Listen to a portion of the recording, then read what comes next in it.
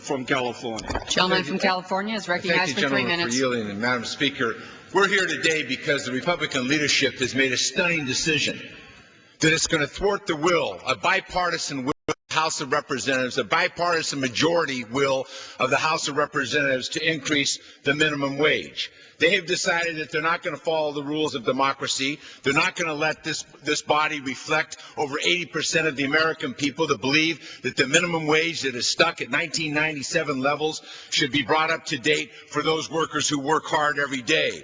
In fact, when the Appropriations Committee spoke on a bipartisan majority, they refused to bring the bill to the floor because it had an increase in the minimum wage that was put there by Mr. Obey and Mr. Hoyer.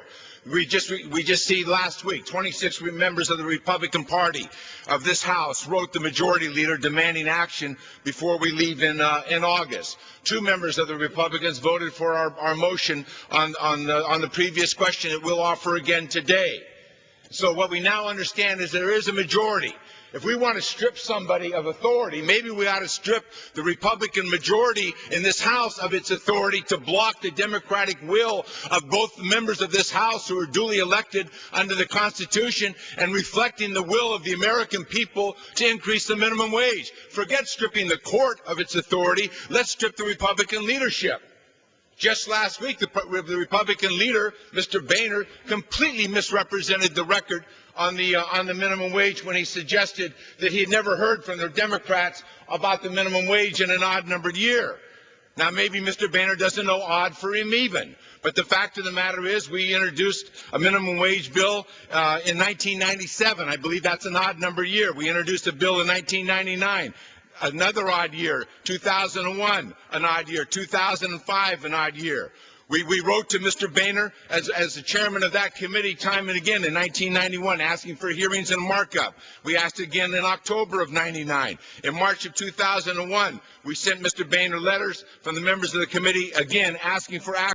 In March of 2001 and July of 2001. There's been numerous events calling upon the majority leader and the Speaker of this House to provide for an increase in the minimum wage. It goes on and on and on. I have 30 here that I'd like to enter into the record. I suspect there are hundreds where the Democrats have asked time and again this leadership to provide us an up or down vote on the minimum wage. And why do we do that? Because as Mr. Obey and Mr. Hoyer pointed out, workers, 6 million workers in this country are stuck at a wage that this Congress set in 1997.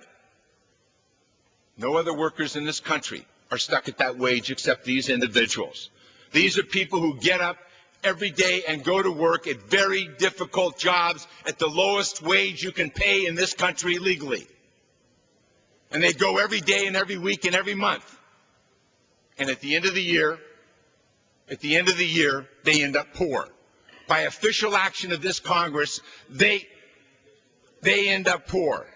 The gas that they buy to go to work is not at 1997 prices. The bread and the milk they buy to bring back to their families is not at 1997. The health care that they hope to buy someday for themselves and their family is not at 1997, nor are the housing prices where they rent homes. These are people, because of the official action of the Republican leadership of the House of Representatives, these people must continue to be impoverished. And yet we tell them that we value their work. No, we don't. We ought to strip this Republican leadership so that these people can have economic justice, so they can share in some of the liberties and the freedoms that the other side talks about so much. It's very hard to share in liberties and freedom at $5.15 an hour. Very difficult to do that. But the Republicans wouldn't understand that because they just don't understand the plight, nor do they care about the plight. Time's expired. Regular order, Madam Speaker. Regular order, Madam Speaker. Gentleman's time's expired. The gentleman from Georgia is recognized.